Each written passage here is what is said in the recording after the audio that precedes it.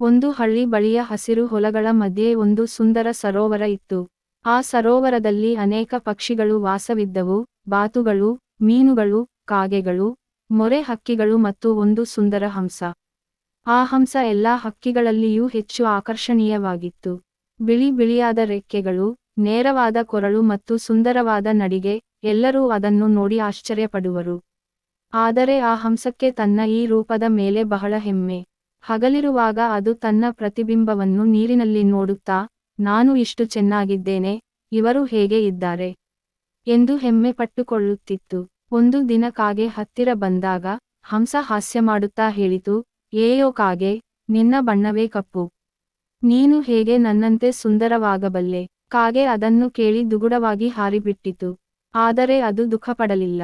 ತನ್ನ ಕೆಲಸ ಮಾಡುವುದನ್ನು ಮುಂದುವರೆಸಿತು.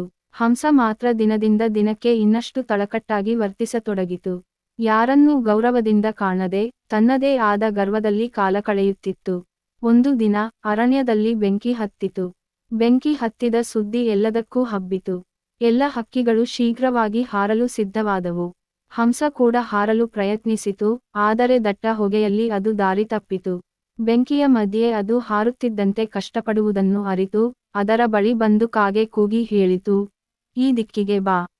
ನಾನು ದಾರಿ ತೋರಿಸುತ್ತೇನೆ. ಹಂಸ ಆಶ್ಚರ್ಯದಿಂದ ನೋಡಿ, ನೀನು ನನ್ನ ಸಹಾಯಕ್ಕೆ ಬಂದೆ. ಕಾಗೆ ನಗುತ್ತಾ ಉತ್ತರಿಸಿತು, ಸಹಾಯ ಮಾಡುವುದು ಬಣ್ಣವಲ್ಲ, ಮನಸ್ಸು. ಕಾಗೆ ಹಂಸಕ್ಕೆ ದಾರಿ ತೋರಿಸಿತು. ಹಂಸ ಸುರಕ್ಷಿತವಾಗಿ ಹೊರಬಂದ ಮೇಲೆ, ತನ್ನ ನಡವಳಿಕೆಯ ಬಗ್ಗೆ ತಾನು ಮಾಡಿರುವ ತಪ್ಪನ್ನು ಅರಿತುಕೊಂಡಿತು. ಅದು ಕಾಗೆಯ ಬಳಿ ಬಂದು ಹೇಳಿತು, ಕ್ಷಮಿಸು ಗೆಳೆಯ. ನಾನು ನಿನ್ನನ್ನು ತೀಕ್ಷ್ಣವಾಗಿ ಹೇಳಿದ್ದೆ. ನಾನೀಗ ಅರ್ಥ ಮಾಡಿಕೊಂಡೆ, ಸೌಂದರ್ಯಕ್ಕಿಂತ ಮೌಲ್ಯವಿರುವುದು ಮನುಷ್ಯತ್ವ. ಕಾಗೆ ನಗುತ್ತಾ ಹೇಳಿತು, ನೀನು ಅರ್ಥಮಾಡಿಕೊಂಡೆ ಎಂಬುದೇ ನನಗೆ ಸಂತೋಷ. ಅದಿನದಿಂದ ಹಂಸ ತನ್ನ ಹೆಮ್ಮೆ ಬಿಟ್ಟು ಎಲ್ಲರೊಂದಿಗೆ ಸ್ನೇಹದಿಂದ ನಡೆದುಕೊಂಡಿತು. ಹಂಸ ಮತ್ತು ಕಾಗೆ ಈಗ ಅತ್ಯುತ್ತಮ ಗೆಳೆಯರು.